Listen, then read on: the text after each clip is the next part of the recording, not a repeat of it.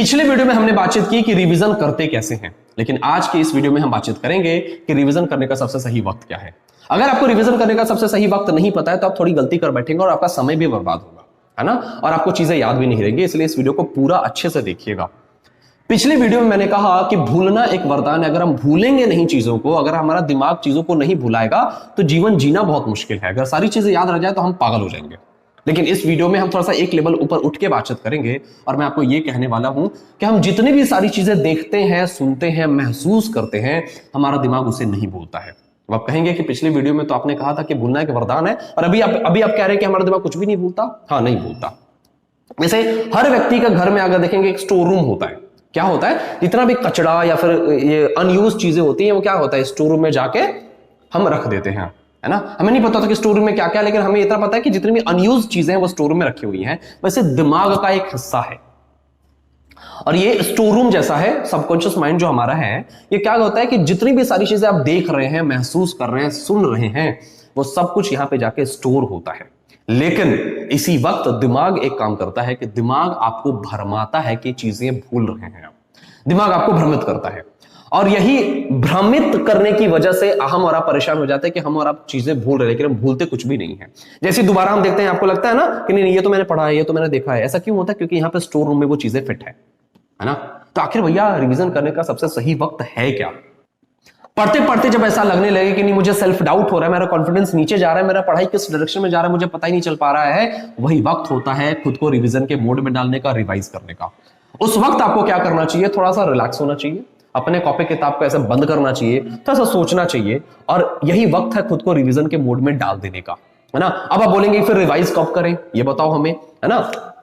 आपको मैं एक बात बताना चाहता हूं कि आपके पढ़ाई के शेड्यूल में एक दिन होना चाहिए या फिर एक शेड्यूल होना चाहिए नो स्टडी डे बोल के, जिस दिन आप कुछ भी फ्रेश नहीं पढ़ेंगे। जब आपको ऐसा महसूस होना कि नहीं बहुत क्लूलेस सा फील हो रहा है, पता नहीं किस डायरेक्शन में पढ़ाई जा रहा है, सब कुछ तो भूलता जा रहा हूं, 5 दिन पहले क्या पढ़ा था कुछ भी याद नहीं है, ये वक्त है एक अपने पढ़ाई में एक शेड्यूल बनाइए नो स्टडी डे का।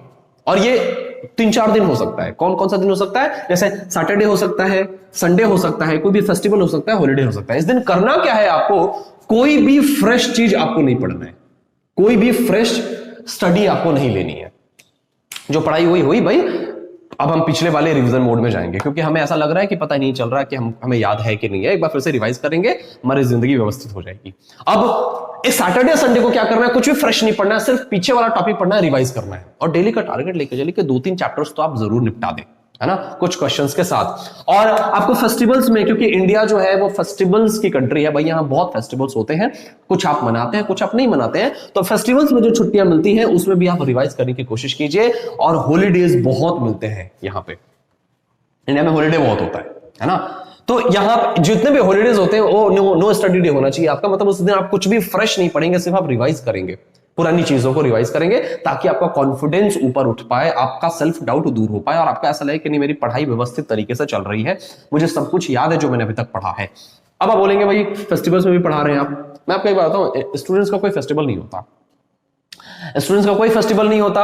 अभी आप जब पढ़ रहे हैं, एकमात्र आपका धर्म है, एकमात्र आपका कर्म है पढ़ाई करना, मन लगा के पढ़ना, अपना 100% देना। जब आप कामयाब हो जाएंगे तो हर दिन फेस्टिवल होगा, आप, है ना। लेकिन अगर आप नाकामयाब हो जाएंगे भाई साहब, फेस्टिवल्स में भी निराशा होगी। मैंने महसूस किया इसको। मैं बहुत ही मिडिल क्लास तो छुपाने के लिए बहुत ही गरीब फैमिली से हूं और हमारे यहाँ फेस्टिवल्स नहीं होती। गरीब परिवार के यहाँ कोई फेस्टिवल नहीं होता, है ना। और अमीरों के यहाँ हर दिन दिवाली होती है।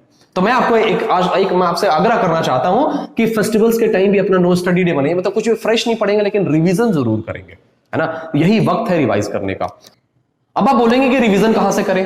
देखिए, आप सब जब पढ़ रहे होंगे तो आप सबने नोट्स बनाया होगा, इसी नोट्स से रिवीजन कीजिएगा। आप दिक्कत क्या होती है कि आप रिवीजन करने टाइम कुछ और स्टडी मटेरियल देख लेते हैं, कहीं कहीं से कुछ भी इकट्ठा करके ला लेते हैं, फिर उससे रिवाइज करते हैं, फिर क्लूलेस हो जाते हैं आप। नहीं, एक बार जिससे पढ़ा है आपने, आप उसी नोट से रिवीजन करें ताकि आपको ऐसा लगे कि नहीं ये तो मैंने पढ़ रखा है।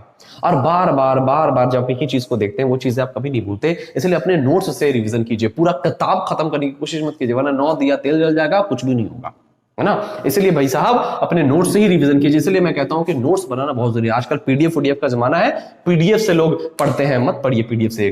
थोड़ा सा मशक्कत कीजिए, थोड़ा सा कष्ट उठाइए भाई साहब।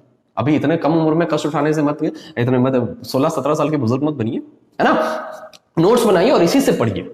इसी से पढ़ने से फायदा होगा। एक ही चीज को जब आप बार बार पढ़ेंगे, इसी को तो रिवीजन कहते हैं ना, इसी को तो स्मृति पटल पे छप जाना कहते हैं किसी चीज को। जब एक ही चीज को बार बार पढ़ते हैं, मान लीजिए आपने पढ़ा, एक धुंधली लाइन बनी, दूसरी बार पढ़ा थोड़ी सी गहरी लाइन बनी, तीसरी बार पढ़ा थोड़ा और गहरा लाइन बना, चौथी बार पढ़ा ये लाइन बहुत गहरा हो जाता है और इसको फिर आप नहीं भूलते हैं, है ना। जैसे अगर आप एक बार नाकामयाब हुए हैं और बार बार आपको लोग उस नाकामयाबी को याद दिलाएं, तो वो आपके स्मृति पटल पे छप जाता है और आप अपने आप को बहुत ही नाकामयाब, नकारा इंसान मानने लगते हैं, है ना। लेकिन बार बार आपकी कोई उपलब्धियां आपको याद दिलाए तो आपका कॉन्फिडेंस ऊपर चला जाता है। क्यों होता है ऐसा? क्योंकि हर चीज आपके दिमाग पे बहुत तेजी से छपते जाती है रिपीटेशन के साथ साथ। इसलिए रिवीजन करने का तरीका वही है जो मैंने समय वही है जो बताया मैंने, करने का तरीका ये है जो मैंने आपको बताया, है ना। एक और बात करके बात अपनी खत्म करना चाहूंगा। और जैसे ही पढ़ने बैठे या रिवीजन करने बैठे, अपने दिमाग को मैसेज दें कि मैं जो कुछ भी पढ़ता हूं उसको नहीं भूलता हूं। मतलब अभी मैं जो पढ़ने वाला हूं उसको मैं नहीं भूलूंगा। अपने दिमाग को बार बार मैसेज दीजिए, अपने दिमाग को बेवकूफ बनाइए और इसको बार बार मैसेज दीजिए कि मैं जो पढ़ता हूं नहीं भूलता। आप ये प्रैक्टिस करके देखिए, बहुत फायदा